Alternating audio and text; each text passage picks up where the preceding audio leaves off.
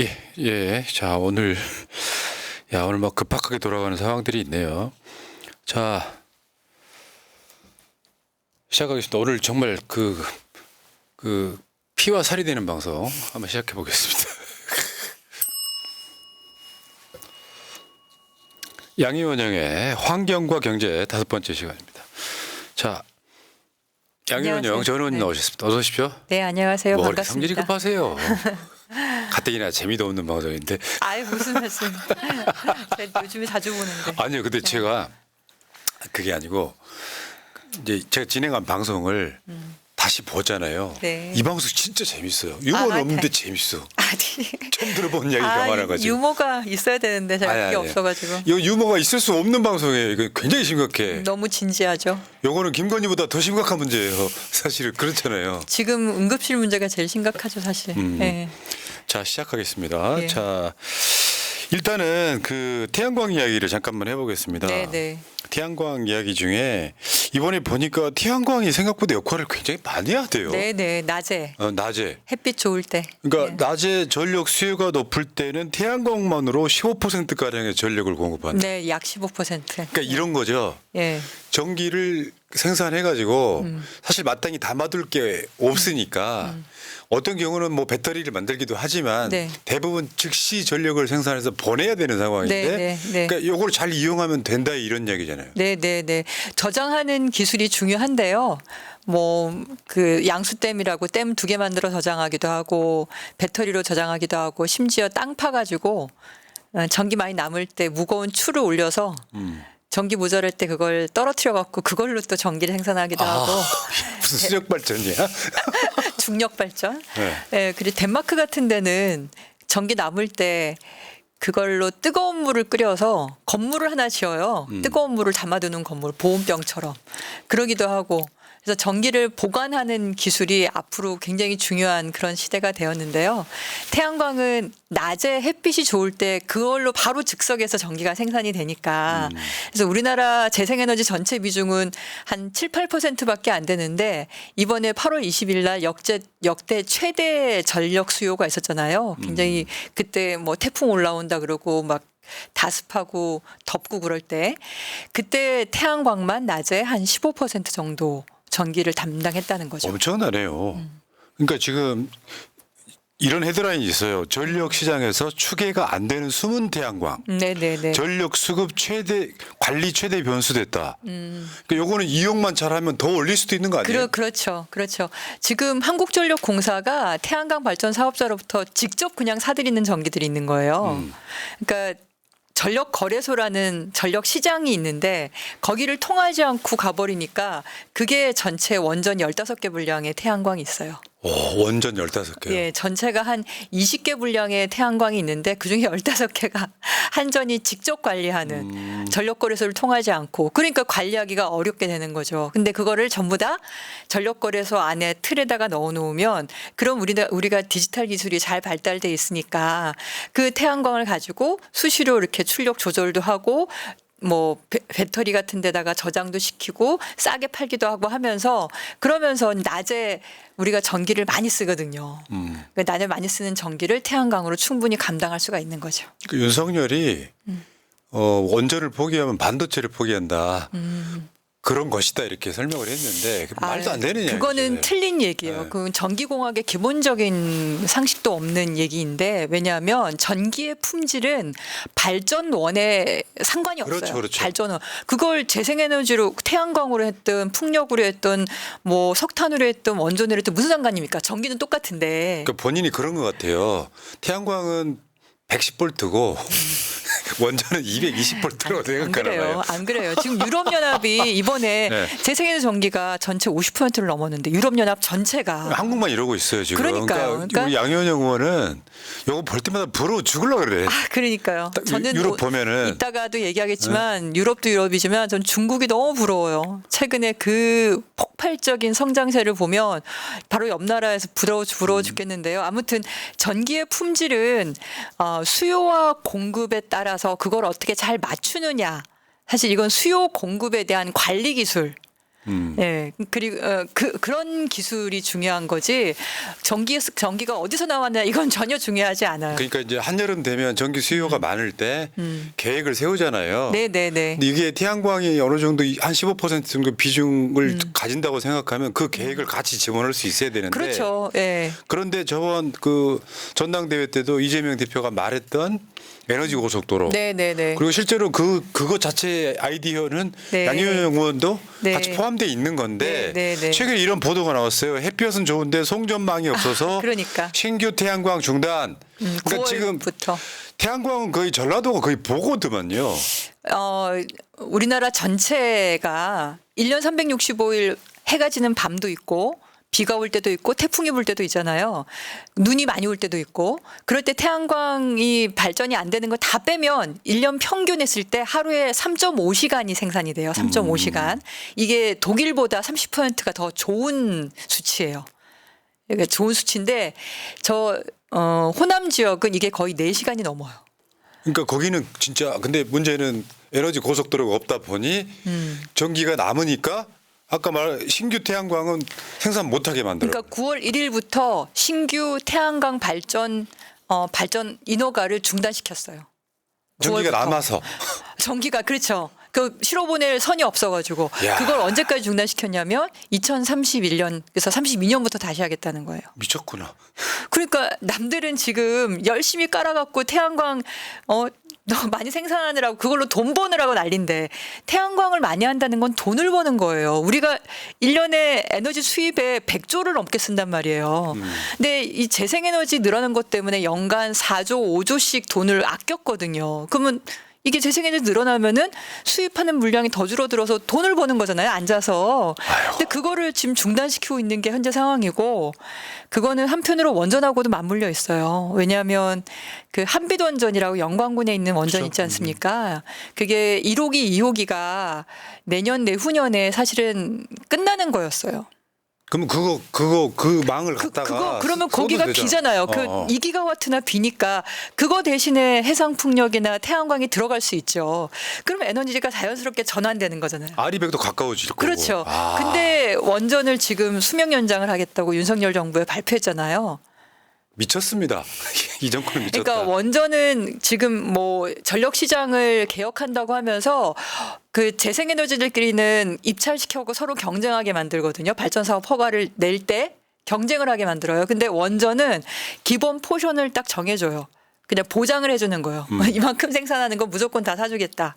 그러니까 지금 모든 시장 규칙과 제도나 이런 게 그리고 송전망도 마찬가지고 원전을 위주로 지금 호남 지역은 재생에너지는 더 이상 받지 않고 이제 원전을 수명 연장하는 걸로 가고 저쪽 강원도 이쪽도 거기는 석탄 발전을 중단시키고 이제 원전을 계속하는 걸로 가고 그러니까 지금 지역마다 전부 다 원전을 보장하기 위한 모든 시스템 이번에 아마 추석 때도 보면 사실은 원전을 한두 개를 멈춰야 되거든요.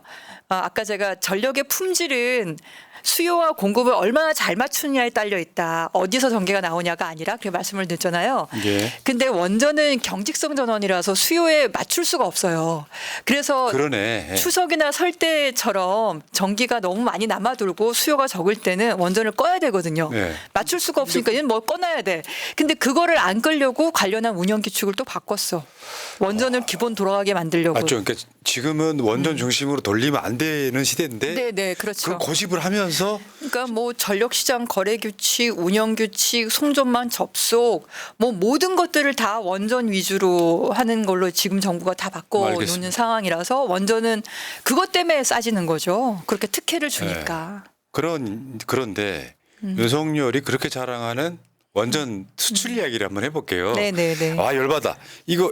핵심이 이거예요. 미국 원전 기업 웨스팅하우스죠. 네. 한수원 원전 수주 발목. 체코 반독점 당국의 진정. 네. 그러니까 요 지적재산권은 우리한테 있어. 그거란 말이에요. 네. 그래 니들 수출을 제대로 할 수 없는 거예요. 왜냐하면 이게 체코 우선 협상 대상자가 됐을 때 경쟁 업체이기도 합니다. 그렇죠. 그런 상황이에요. 이 상황에서 지금 지적 재산권을 가진 웨스팅하우스가 여기 수출 못해. 그러면 이제 한국 입장에서는 수출을 해야 되면 웨스팅하우스의 조건을 받아들여줘야 되니. UAE 때 그랬거든요. 네. UAE 때도 웨스팅하우스사가 비슷하게 그때 우리한테 소송을 걸었나 그때 하여튼 컴플레인을 걸었어요. 그래서 결국 우리가 웨스팅하우스사의 주요 기자재를 사주는 걸 조건으로 해서 무마시켰죠. 결국은 남는 게 없는 장사예요. 가뜩이나 저가 수주를 했기 때문에 남는 게 없는 건데 그때 뭐 두산중공업이 독점적으로 공급을 하는 거잖아요. 근데 두산중공업이 공급하는 거를 웨스팅하우스사가 공급하는 걸로 이렇게 바꾼 거죠. 그러니까 지금 저 웨스팅하우스가 체코 정부까지 이게 아마 독점 관련한 문제로 제소 비슷하게 한 것 같아요. 이렇게 막 걸어놓고 한국 야 니들이 얻는 이익 중에 우리한테 이익을 줘야 될 거 아니야 이런 식으로 이제 딜이 들어가는 상황인 거예요? 이번에 둘 중에 하나겠죠. 그렇게 해서 한국을 떨어뜨린 다음에 자기들이 들어가려고 하거나 아니면 말씀드린 것처럼 주요 기자재 보통 원자로, 증기발생기, 터빈 이게 3대 주요 기자재인데 그중에 어떤 거를 자기들이 따내는 형태로 가거나 둘 중에 하나가 될 텐데 뭐 봐야 되는 거죠. 지금 우리가 원전 수출을 체코에다 하려면 사실 우리나라 한국형 원전은 우리나라 게 아니거든요. 원천 기술은 미국 거예요. 더 정확하게 말하면 CE사라고 컨버션 엔지니어링사의 설계도를 그대로 가져와서 약간 변형시켜서 만든 지금은 거거든요. 망한 기업이고 그 기업을 거기는 웨스팅하우스가 파산했어요. 인수했죠. 그렇죠. 파산해가지고 그거를 웨스팅하우스가 최종적으로 인수한 거죠. 그 웨스팅하우스는 또 주 자본은 캐나다 자본이에요. 그 우리 역사 한번 볼게요. 그러니까 이게 웨스팅하우스뿐만 아니라 아까 말씀하신 그 기업들이 결국 한국 원전을 발전시켜 왔던 고리로기가 웨스팅하우스 사실은 여기 지금 이 C사. 역사가 있는 거예요. 그렇죠, 그렇죠. 근데 이걸 네. 완전히 끌어내지 못한 상태에서 뭐 저번에 UAE의 이명박 때 그건 좀 파병이라고 하는 이명 계약도 있었고 사실 이 상황이 쭉 오고 있는 상황이라서 네네. 한국이 원전 수출한다는 게 결코 남는 장사가 될 수 없는 구조에 있는데 윤석열은 내가 보기에 그거 모르는 것 같습니다. 그러니까 이번에 보고 받았겠죠. 아마 경로하지 않았을까요?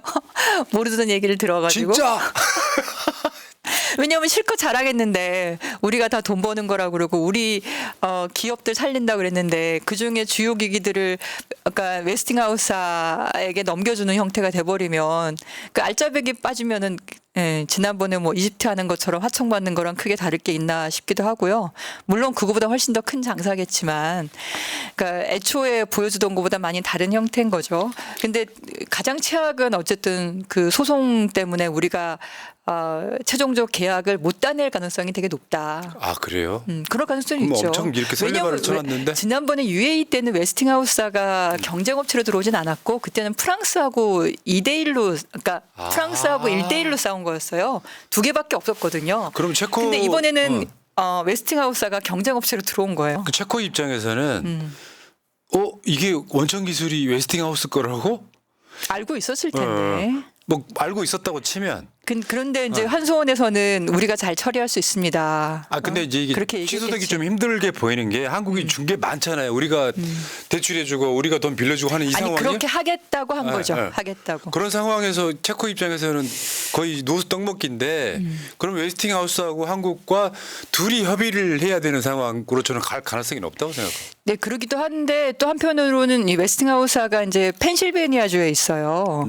이 펜실베니아주가 여러 제조업체들이 많은데 그 러스트벨트 중에 하나거든요. 근데 그게 공화당과 민주당 왔다 갔다 하는 노동자들이 많아서 민주당의 이제 지지도가 높았다가 미국 내 제조업이 무너지면서 공화당으로 거의 넘어갈 뻔해가지고 바이든이 엄청 공들였던 지역이 이 지역들이거든요. 그러니까 웨스팅하우스가 본사가 여기 있어요. 그러니 정치적인 문제가 될 수도 있는 거죠. 그렇게 쉽지는 않을 거라고 생각합니다. 그러니까 한미 정상 공동 선언문에도 지적재산권이 명시돼 있다고 하더만요. 그러니까 2023년 4월달에 윤석열과 그다음에 바이든 맞죠? 그 한미 정상 공동 선언문이 나왔는데 네. 문재인 정부랑 공동 선언할 때는 원전 수출을 할 때 협력을 하자라고 좋게 말했어요. 근데 이번에 윤석열 대통령과 정상회담을 할 때는 그 선언문에는 지적 재산권을 존중해야 된다는 내용이 분명히 써 있어요. 와, 씨. 그러니까 그런 얘기가 써 있기 때문에 웨스팅하우스가 할 말이 더 있는 거죠. 왜냐하면 한미 정상들이 그렇게 썼는데 발표를 했는데 intellectual property rights라고 분명하게 딱 써 있어요. 발음 좋으시네요. 예. 감사합니다. 네. 근데 이런 것도 있더라고요. 그 한미 원자력 협력 협정이라는 것에도 협정. 예. 간단히 말하면 이게 그 핵을 쓰는 데 있어 갖고는 미국이 굉장히 깐깐한 네. 이런 거를 한국이 받아들이는 상황. 그럴 수밖에 없는 거. 그럴 수밖에 없는 이유가 우리나라가 미국의 핵 기술을 가지고 원전을 만들었기 때문에 그래요. 그러니까 미국의 국내 자국 내 법에 의하면 자신들의 핵 기술, 그러니까 원전 기술이죠. 근데 원전 기술이 핵 기술이야? 이상하게 들리시는 분도 계실 텐데 핵 분열 원리는 같은 거죠. 그리고 네. 핵 농축.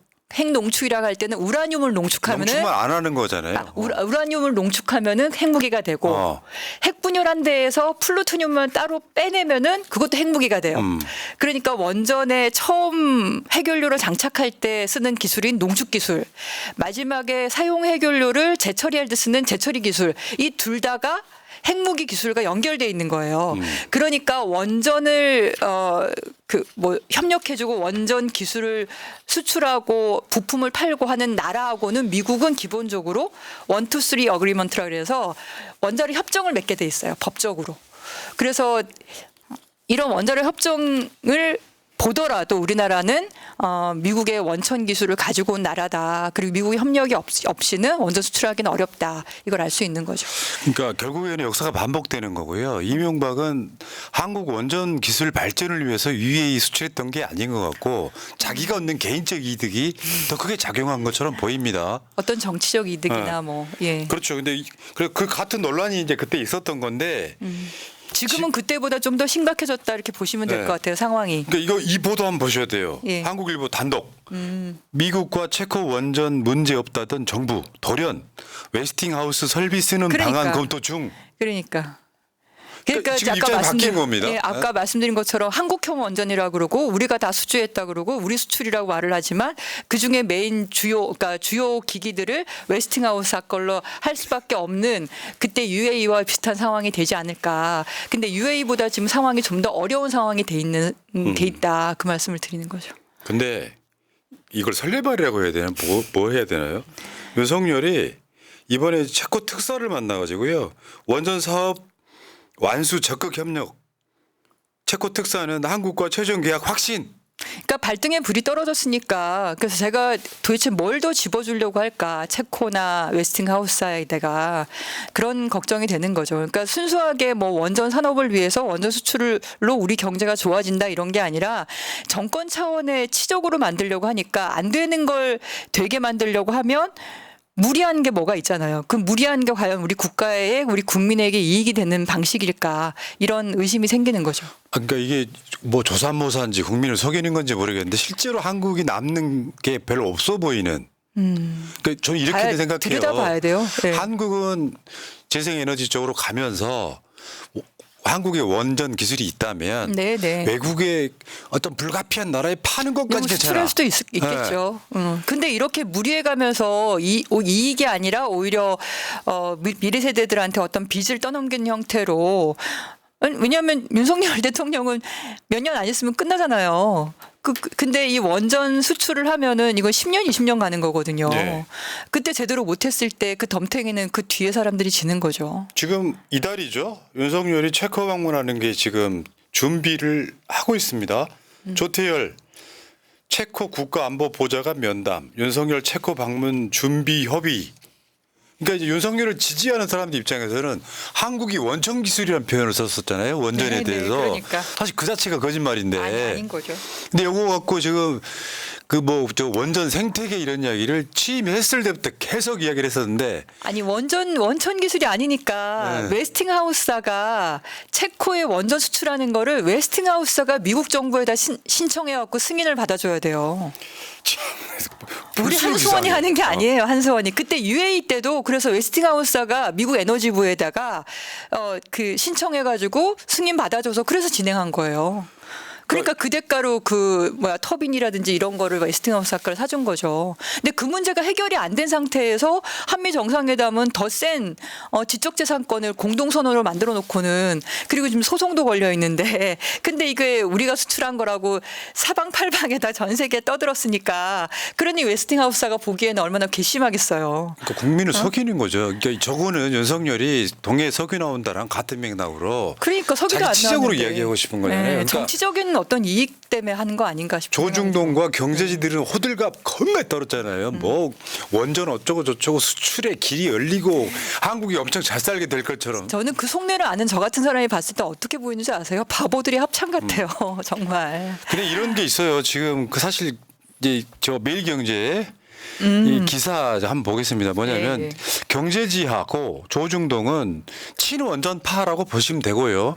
그러니까 지금 탈원전에 대해서는 문재인 정부 내내 반대를 해왔던 세력이라고 보면 되는데 이 가짜 뉴스를 냅니다. 탈원전 집착하더니 세계 최강 제조업 명성 무너졌다. 이 독일 이야기하는 거거든요. 네, 네. 거짓말. 그래서 저 기사에 보면 이런 그래프들이 달려요. 독일 에너지 가격 추이. 여러분 이거 신경 안 쓰셔도 돼요.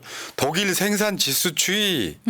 그다음에 이제 여기 탈원전 하던 한국 내년 원전 4기 가동 중단 수순 영향은 이렇게 해가지고 사실은 별 연관성도 없는 자료 그래프를 엄청 띄워요. 저 앞에 거는 서로 관련이 없는 걸 가지고 이렇게 막 겁주듯이 데이터를 보여준 거고 뒤에 거는 그래서 우리나라는 원전 수면 연장해야 된다라는 어떻게 보면 우리나라 핵산업계의 이익을 홍보하기 위해서 가짜 뉴스를 만든 거고 거기에 독일 상황을 억지로 끼워 맞춘 거죠.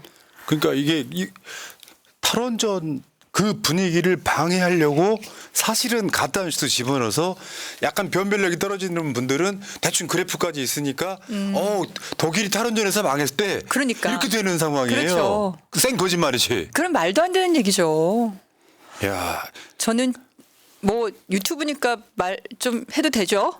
알아서 하세요. 정치 생명은 보장하지 않습니다. 저는 솔직히 지적 수준이 좀 의심스러워요. 그 정도는 하셔도 되죠. 지적 수준이 의심스러운 이유는 뭐냐면 본인이 의도한 대로 글을 쓰는 거죠. 저는 그게 이념이라고 생각하거든요. 네, 그러니까 그렇죠. 원전 이념주의에 빠져서 사실을 호도하는 너무나 부끄러움을 모르는 기사라고 저는 생각합니다. 그럼 이제 그 기사를 반박하는 차원에서 네. 실제로 독일은 뭐 저 전기를 어떻게 만들고 어떤 비중으로 그거 그래프 한번 그러니까 보겠습니다. 탈원전 정책이다 이렇게 얘기를 하면은 원전은 우리가 아셔야 되는 거는 원전은 전기밖에 생산을 못 해요. 근데 우리가 에너지를 쓴다고 얘기하면은 크게 쓰는 게 어디냐면 산업 쪽에 써요. 산업의 원료로 쓰거나 우리나라 석탄 쓸 때 철강에 쓰고 시멘트 만들 때 쓰고 하잖아요. 석탄을 전기도 만들지만 산업의 원료로도 쓰거든요. 그러니까 독일의 화학 산업들의 주요 원료 중에 하나가 가스라고요. 그리고 또 난방에 써요. 우리가 가스 보일러 쓰잖아요. 그러니까 가스를 태워서 하는 그런 방식으로 또는 자동차에 뭐 가스 자동차는 좀 적긴 하지만 LPG 자동차는 크게는 산업과 난방이 주된 거고 전기에 쓰는 거는 이렇게 높지가 않거든요. 독일도 보니까 한 12%밖에 안 됐어요. 근데 우크라이나 전쟁이 일어나니까 가스 가격이 폭등할 거 아니야. 아까 그래프 보여준 것처럼. 그거는 독일이 의도한 게 아니라 우크라이나 전쟁 때문에 전 세계의 가스 가격이 폭등을 했어요. 그러면 누가 영향을 받냐. 가스로 난방하는 사람들, 가스로 그 산업을 하는 그 산업 기업들이 영향을 받는 거죠. 근데 그게 탈원전이랑 무슨 상관이야.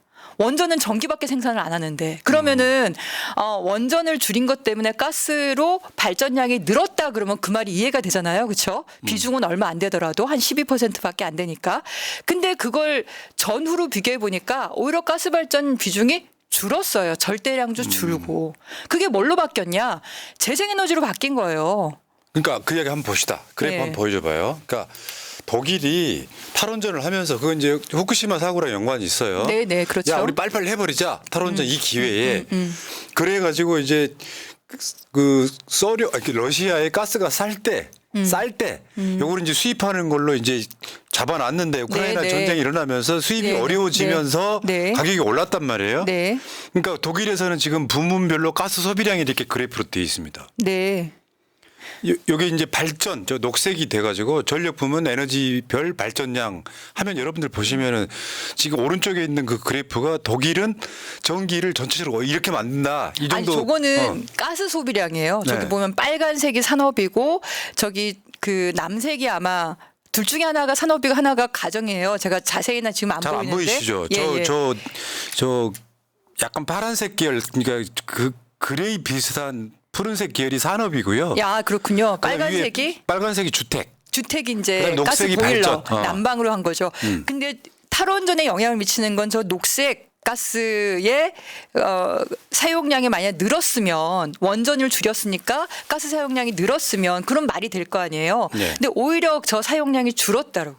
그러니까 탈원전하고 아무 상관없다는 거예요. 그러니까요. 오히려 탈원전하면서 재생에너지가 더 많이 늘어나서 가스를 대체했죠. 맞아요. 그러니까 방법을 찾아내거든요. 사람은 원전에서 줄어든 전기량을 뭔가를 만들어야 되는데 시대적 추세가 재생에너지 통해서 만들 수밖에 없는 거고요. 그다음 거 독일의 2020년부터 24년 8월 가스 발전량. 그러니까 가스 발전량은 더 줄은 거죠. 네.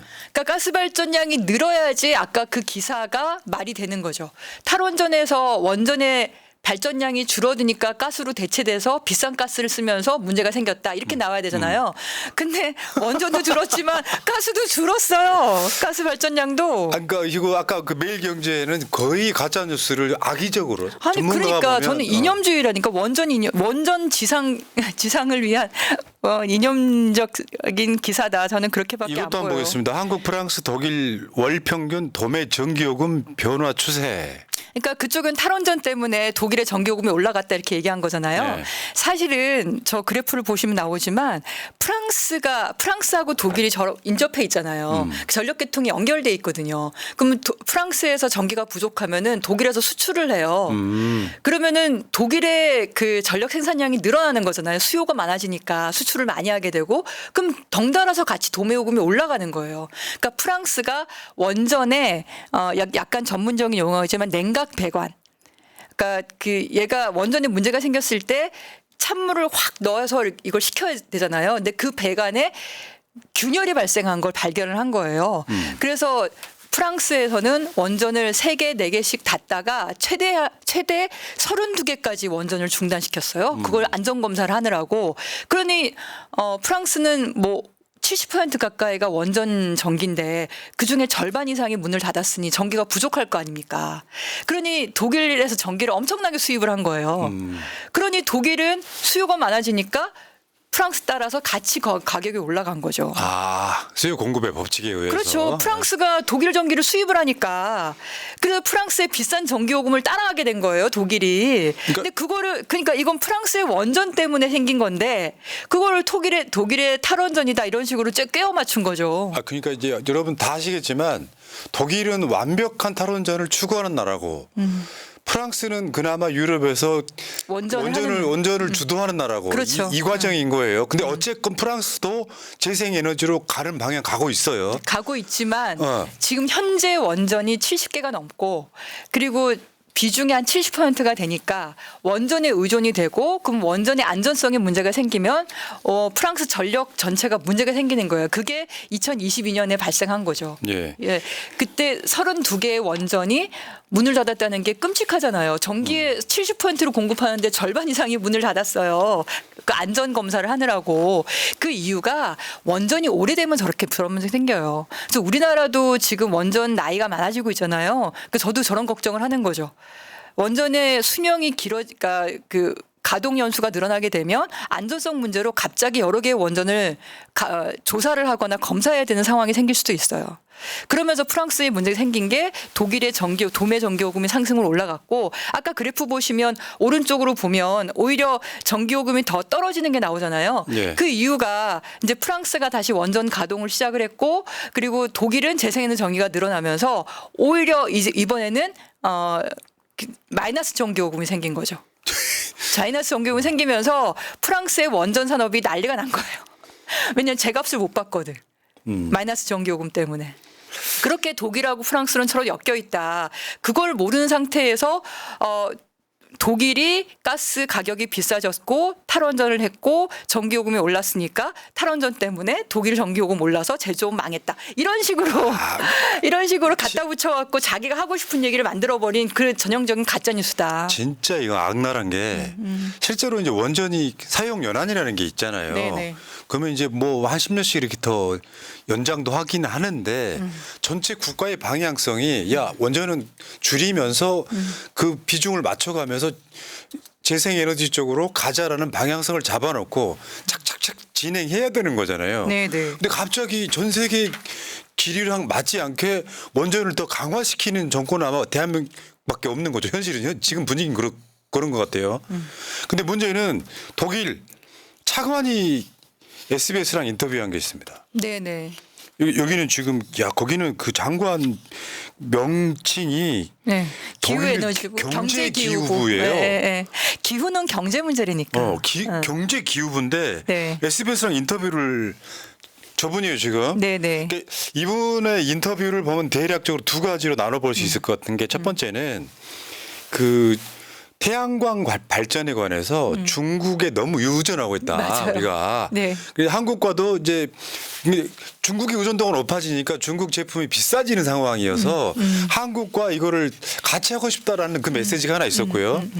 그 다음에 이게 재생에너지가 가장 싼 발전이라는 이야기까지 해요. 네, 그렇죠. 진짜 부럽습니다. 연료가 없으니까. 사실은 저번에도 계속 말씀드렸지만 전력망 연결시켜주고 그다음에 인허가 규제만 잘하면 재생에너지 전기가 가장 싸요. 연료가 필요 없고 거기에 뭐 사람이 항상 상주할 필요도 있는 것도 아니고 그러니 쌀 수밖에 없죠. 에너지 고속도로만 있으면 그렇죠. 에너지 고속도로, 뭐 저장 디지털 기술, 이제 여러 가지 기술들이 뒷받침이 돼야 되는데 그거는 미래의 산업이고 일자리도 더 많이 만들어지는 거니까 어쨌든 사회적으로 그리고 우리 후손에게 부담을 주지 않잖아요. 빚을 네. 넘기지 않잖아요. 쓰레기를 넘기지 않잖아요.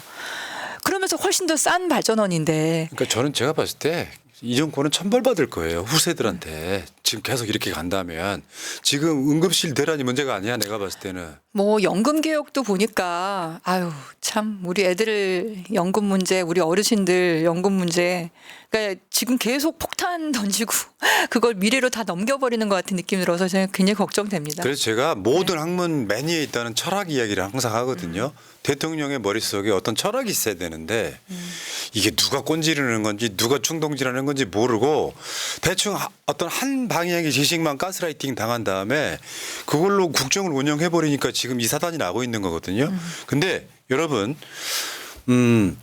중국이라고 하는 나라가 원전을 많이 생산할 것 같은데 사실 아니라는 데 깜짝 놀랐어요 저는. 왜냐하면 우리가 왜 중국 동해안, 그러니까 한국 마주보고 있는 그 황해 서해안쪽. 건너편에 중국 동해안인 거죠. 우리는 네. 서해안 쪽에 네. 그 원전이 많다고 알고 있잖아요. 네. 근데 비중을 봤더니 오씨 한번 보여줘봐요.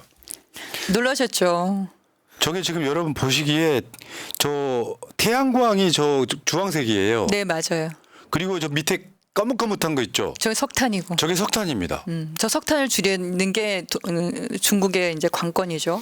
사실 원자력은요 지금 빨간색. 빨간 띠 가늘게 있는 빨간 띠가 중국이 지금 만들고 있는 전기예요. 네네 원전. 한국보다 훨씬 낮은 거 아니에요? 그렇죠. 와, 저 몇 퍼센트 안 돼요? 한 3, 4% 될라나? 아마 그럴 거예요. 그러니까 중국이 우리보다 선진국이야. 재생에너지가 절반 넘었어요. 그런데 지금 보시면 여기 나오잖아요. 사실 이런 거 있잖아요. 중국발 무슨 뭐 저 미세먼지 이런 것 물론 화력 발전이 지금 밑에 그러니까 검검하게 저 있는 게 석탄을 많긴 어떻게 하지. 할 거냐. 그게 네. 관건이죠 이제 앞으로. 요것만 좀 없애주면 중국도 굉장히 선진국형으로 가고 있는데 네, 한국이 네. 한국보다 낫다. 네. 내가 봤을 땐 그렇다. 그러니까 신규 발전 설비를 이렇게 보시면 다음 그래프로 넘어가서 보시면 2024년은 지금 절반밖에 안 지났기 때문에 진짜 절반밖에 안 지났는데도 불구하고 작년보다 지금 아마 2배로 하면은 작년보다 많을 것 같은데 2022년에서 23년에서 엄청 껑충 뛰어 올랐죠. 중국도 태양광을 저렇게 한다는 거예요. 여러분 네, 저 네. 주황색이 태양광 비중이란 말이에요. 저게 200기가와트가 넘잖아요. 200. 우리나라가 전체 발전소 다 합쳐도 130기가와트밖에 안 되거든요. 130. 와 대단한. 근데 1년에 태양광만 200 몇십 기가와트를 하는 거예요. 1년에 태양광만. 아리백 우리보다 먼저 하겠는데요? 여기는 그렇죠. 그 테슬라 공장이 지금 중국가 있잖아요. 아 그러니까 이거 뭐 정확한 사실이 아닐 수 있는데 노무현 정부 때 태양광 기술이 전 세계 2위권이었다고 저는 알고 있거든요. 우리나라가 네, 그리고 이제 태양광 지원도 엄청 많이 해줬잖아요. 근데 MB가 들어오면서 그 원전으로 다시 돌아가 버리니까 태양광 기술이 떨어지고 그러면서 중국산을 많이 수입하게 되는 그런 구조로 갔었다. 제가 노무현 정부 때는 잘 모르지만 2008년인가 9년에 한화가 제가 독일에서 공부할 때 전 세계 1위 기업이 독일 큐셀이었거든요. 태양광 생산 기업. 근데 한국에 돌아와 보니까는 한화가 그 큐셀을 인수했더라고요. 아, 그럼 1등이네. 그러니까 1위부터 10위까지 다 중국판인데 그나마 살아남은 일본도 원래 1, 2위 다투다가 다 몰락하고 우리나라 기업이 거기에 독야청청하게 있죠. 다음 그래프 한번 보여주세요. 똑같습니다. 중국의 태양광 비중이 이렇게 높아요. 여기 올해인데요. 아까 그 연도별로 봤잖아요. 핵 비중이 1.2밖에 안 돼요. 아, 그렇구나. 그러니까 원전 비중이 1.2밖에 안 돼요. 신규. 그러니까 올해 신규로 들어온 거죠. 신규로 들어온 게 1월부터 7월까지 신규로 들어온 게 압도적으로 그러니까 태양광이 저렇게 많을 수밖에 없는 게 뭐냐면 저는 개미들의 힘이라고 생각해요. 개미들. 태양광은 너무나 간단하거든요. 태양광 패널, 인버터, 전선. 이게 끝이에요. 이것만 있으면 되는 거니까 그러네. 그냥 DIY를 할 수 있어요. DIY. 그 미국에 가보면 마트에 그게 있어요. 태양광 패널이랑 전선이랑 인버터랑 자기가 알아서 맞춰서 집에 우리가 고등학교 때 배웠던 전기 관련한 기술 몇 가지만 알면은 제가 예전에 태양광 교실 같은 것도 했었는데 자기가 집에서 그냥 필요한 그 전기를 생산할 수가 있어요. 거기에 좀 더 안정적으로 하려면 배터리까지 추가해서 하면 그 DIY 기술이 가능하기 때문에 중국처럼 어떻게 보면은 저기는 에너지 고속도로가 많이 활발하게 돼 있는 편이 아니잖아요. 워낙 땅이 넓으니까. 그러니까 태양광이 아주 선풍적으로 본인들이 아예 그냥 태양광으로 발전해가지고 쓰고 뭐 팔거나 이런 차원이라기보다는 팔기도 하지만 어쨌든 스스로 자급하는데도 굉장히 도움 많이 되는 거죠. 한국도요. 좀 작긴 하지만 그 오픈마켓 가면은 태양광으로 전기 잠깐 쓸 수 있는 것들 팔아요. 네네. 근데 그 어느 정도 쓰냐면은 그거 해갖고 정원을 밝힌다든지 하는 정도 용도로는 씁니다만, 야 이거 확실히 이게 윤석열 지나고 나면 한국은 더 떨어질 가능성이 되게 높네요. 저는 근데 우리나라 사람들을 믿어요. 아무리 정부가 그래도 그러니까 윤석열을 탄핵시킬 거라고 믿고 계신 거죠. 얼마 안 남았잖아요. 얼마 안 남았잖아. 그리고 우리는 한번 마음 먹고 그리고 기술이 좋아요. 그러니까 두 가지가 확실한 건데 하나는 사람의 인적 자원들이 굉장히 좋아서 사람들이 이해력이 빠르고 행동도 빨라요. 그리고 우리나라는 산업 기술이나 이런 게 굉장히 뛰어난 나라기 때문에 일단 한번 사회적으로 합의만 되고 가야지라고 하면은 무섭게 가는 나라예요. 저는 그래서 자부심. 네, 맞아요. 이 자신감도 있어야 돼. 네. 그래 중국이 다 삭쓸이 했는데 그나마 독야청청 남아 있는 나라가 우리 한국 기업이라니까. 그러니까 이제 저는 가짜 보수 정권은 저는 집권하기 힘들어질 거라고 보는 상황이에요. 자, 저희는 이제 스웨덴 모델로 가고 있다. 복지라든지 뭐 탈원전이라든지 재생에너지라든지를 주로 하는 정당이 굉장히 오랫동안 집권할 가능성이 있다. 이렇게 보고 경제를 살리는 이제 정당이 새로운 먹거리를 우리가 찾아야 되는데 그걸 지금 과거에 집착해가지고 과거의 기술, 과거의 방식에 집착하면은 새로운 기회를 만들 수가 없거든요. 지금 대전환의 시기예요. 뭐 에너지뿐만 아니라 모든 것들이 바뀌어야 되는 시기에 좀 능력 있고 책임감 있고 그런 정권이 좀 들어서야지 국민들이 믿고 야 우리 한번 단합해서 같이 가보자 이렇게 되지 않겠습니까? 오케이. 자 이제 시간 관계상 조선일보가 양이원영 의원을 직격해서 가짜뉴스를 낸 거 한번 보겠습니다. 네. 이게 지금 여기 이재명 대표도 등장하고요. 출연진이 많네요. 네. 근데 양이원영 의원은 후쿠시마 원전 오염수 방류 안전성 여부를 검토한 IAEA 국제 원자력 기구를 향해서 IAEA는 유엔 산하 기구가 아니다라고 했으나 이는 허위였다. 근데 이 보도가 허위였죠. 그러니까요. 좀 언중이 이제 제소하려고 그러는데 저게 이제 제가 그때 일요 진단인가 일요일 날 성일종 당시 대표셨나 정책위 의장이셨나 토론할 때 그때 제가 얘기한 거거든요. 정책위 의장이었고 그러니까 쉽게 표현하면 막 그 정책위에서 사람들 막 이상한 교수 불러다가 마실 수 있네 없네 막 이런 것까지. 그때 얘기하면서 제가 IAEA는 유엔 산하기구 아니다 이렇게 얘기를 했어요. 그때 같이 오셨던 그 원자력 쪽에 있는 교수님도 수긍을 하셨거든요. 근데 이제 유엔과는 밀접한 관계다 이렇게 말씀하셔서 저는 그건 동의를 했죠. 왜냐하면 유엔에는 이제 산하기구가 있고 그다음에 전문 기구가 있고 관계 기구가 있어요. 크게 세 개의 그룹으로 나뉘어져 있거든요. 그러니까 산하기구라고 얘기하면 사실은 그 정책이라든지 아니면 예산이라든지 이걸 모든 걸 책임지는 게 산하기관이라고 말할 수 있지 않겠습니까? 근데 IAEA는 유엔에서 돈 받아 쓰는 데가 아니에요. IAEA는 원자력 국가들로부터 분담금을 받아서 쓰는 데거든요. 그 IAEA는 여러 가지 결정을 할 때 유엔에 의해서 통제받는 기구가 아니에요. 독립적인 기구예요. 거기 기구에 일본 사람들 엄청 들어가 있고 친일본 기구라는 게 바다하잖아요. 아무래도 이제 전 세계의 원정 국가는 프랑스, 중국, 러시아, 미국, 일본 이렇게 5대 국가가 원전의 원천 기술도 가지고 있고 핵심적인 나라들이니까 많이 포진하고 있을 텐데 그래서 IAEA가 유엔에 의해서 IAEA 발표가 유엔이 발표하는 것만큼의 어떤 책임감을 그러니까 그런 신뢰성을 가지는 것이 아니다라는 차원에서 제가 말씀을 드린 건데 계속 IAEA는 유엔의 관계기관이라 그러거든요. 그거를 산하기관인 것처럼 산하기구와 관계기관은 분명히 다른 개념인데도 불구하고 유엔의 시스템 안에는 들어가 있어요. 왜냐하면 1년에 한 번씩 IAEA는 유엔에다가 우리는 이런 일을 합니다라고 보고는 하거든요. 그리고 처음에 IAEA 만들 때 유엔의 도움을 받았어요. 그런 건 있지만 그건 관계기구라고 분명히 써 있는데 계속 산하기구라고 그러니까 산하기구라고 얘기해야만 IAEA의 위상이 높아지고 IAEA가 발표한 후쿠시마 원전오염수는 문제없다라는 게 신뢰성을 얻을 것 같으니까 계속 이렇게 주장을 하는 거죠. 그러니까 저 기사는 그러니까 1년 전 우리 양희원 의원이 현역일 때 일본 핵오염수 해양 방류에 대해서 찬반과 논란이 꽤 많이 있었던 때 나왔던 이야기인데 조선일보가 저건 제가 봤을 때 모르고 한 이야기가 아닐까. 근데 안타깝게도 반기문 사무총장도 IAEA 유엔 산하기구지 이렇게 얘기를 너무 쉽게 하셔가지고. 겁나 무식하구나 아주. 그래서 제가 그래서 몇 번이고 들어가서 내가 잘못 알고 있었나 싶어서 유엔 그 사이트 들어가가지고 몇 번이나 확인을 했어요.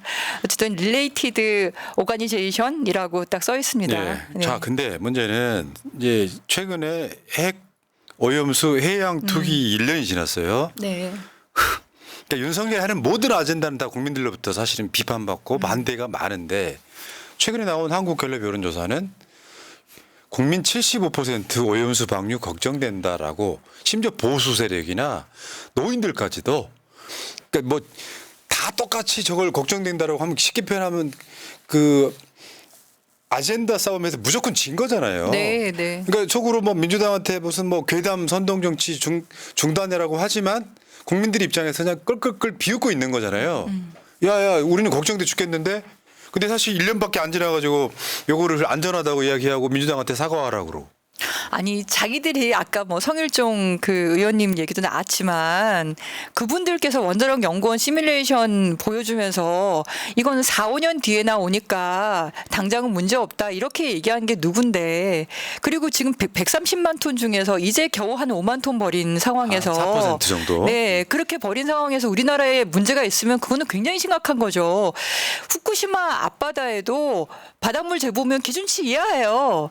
그래도 거기에 기준치에 뭐 1000배, 뭐 2000배 되는 그런 물고기가 잡히잖아요. 해양 왜 그러겠어요? 동식물에 누적되는 거. 그렇죠. 축적이 되는 거고 그다음에 바다가 우리가 수영장처럼 똑같이 그냥 네모 사각형이 아니기 때문에 해류도 있고 어디는 고이고 어디는 휘돌고 어디는 희석이 되고 그걸 그리고 깊이도 엄청 나고 가라앉는 것도 있고 물 위쪽으로 올라가는 것도 있고 그리고 그게 식물과 동물의 먹이 사슬을 통해서 축적되는 것도 있고 이런 다양한 자연 환경에 대해서 인지하지 못하고 당장 1년 사이에 무슨 일이 일어날 것처럼 정말 호들갑 한동훈 대표도 그렇고 그러면 그 사람들은 우리나라 그 바다가 오염되길 바라는 건가요? 오히려 좀 말이 안 된다는 생각이 들고요. 그리고 모니터링 비용이나 어민들 그 수산물 소비 확대 촉진하는 비용 들어간 거 민주당 보고 내라 그랬잖아요.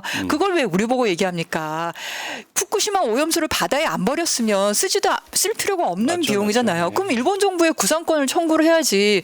그럼 그걸 모니터링을 하지 않고 있을 생각이었어요. 사람들이 이렇게 걱정을 하고 있는데. 그러니까 그런 이슈와 이슈가 부딪혔을 때 국민들은 다 손가락질하고 있는데 본인들만 모르는 것 같아요. 그러니까 우리가 아이들한테 쓰레기 버리지 마라.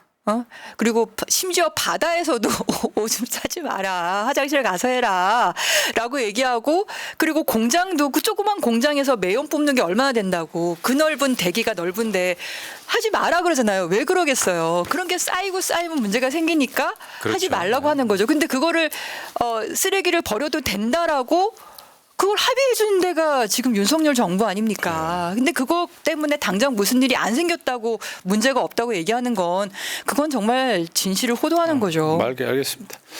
자, 오늘도 야 역시 유머는 없었지만 너무 재밌는 방송. 아유, 아니 너무 진지해서. 아니 아이구가 아니라 예. 이런 방송 좋아해요 우리 시청자들이 수준이 예, 높아가지고. 예. 아니 뭐 윤석열 욕만 하고 살 수는 없는 거니까. 근데 이게 굉장히 중요한 이야기인데 다루지를 않잖아요. 사실 정확히 말하면 지금 공영방송들이 이런 거 다뤄줘야 되잖아요. 그렇죠. 그냥 전문 기관지만 나오고 그렇죠. 그리고 아까 매일경제 그 기사는 정말 악의적이거든요. 이게 원래 한국경제에서 시작이 됐어요. 작년인가 재작년부터. 한기영, 매기영 아주. 근데 그거를 저희가 바로잡기, 그러니까 시민사회도 그렇고 저도 몇 번씩 바로잡아 줬는데 또 악의적으로 똑같이 또 쓰잖아요. 알겠습니다. 그러니까 이런 걸 가랑비에 옷 젖듯이 한다 그러죠. 근데 우리 새날 같은 방송이 있어서 이걸로 얘기를 해주시면 주변에 뭐가 진실인지 알려주셔서 아이들에게 좀 더 나은 나라를 좀 네. 물려줬으면 좋겠습니다. 여러분 이 방송은 주말에 또 이것만 딱 떡 떼서 주말에 재방송으로 나갑니다만 이럴 때 여러분들이 퍼 날라주시기도 하셔야 돼요. 그리고 이 방송에 좋아요, 구독 해주시기 바라겠고요. 감사합니다. 양희원 의원 뭐 이제 출연 횟수를 늘려달라는 이야기가 지금. 아 그래요? 네. 자, 이슈가 진짜 많긴 많아요. 알겠습니다. 네. 그러니까 이것도 2주에 한 번씩 나오실 때마다 예. 할 게 너무 많은 거예요. 그러니까 사실 좀 빼먹은 거 몇 개가 있는데 기후소송, 헌법소원한 거 이긴 것도 있고, 네. 예. 그 2살짜리 아이도 있거든요. 아 그러네. 그 이야기 네. 우리가 따로 다뤘습니다만 우리끼리. 네, 네. 아 그러셨구나. 네, 자 양현영 우리 전 의원님 환경과 경제 5번째 방송 마치겠습니다. 고맙습니다. 네, 감사합니다. 예.